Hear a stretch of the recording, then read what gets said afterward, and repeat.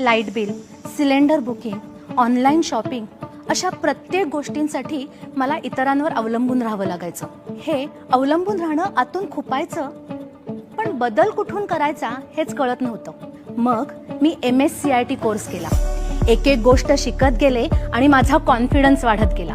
आता माझ्या घराचाच नाही तर सोसायटीचा संपूर्ण ऑनलाईन कारभार मी एकटी सांभाळते. MSCITने मला फक्त डिजिटली साक्षर केलं नाही तर डिजिटली इंडिपेंडंट केलं.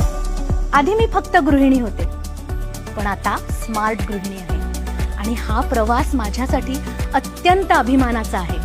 शिकूया AI ची क्रांती, चला करूया MSCIT.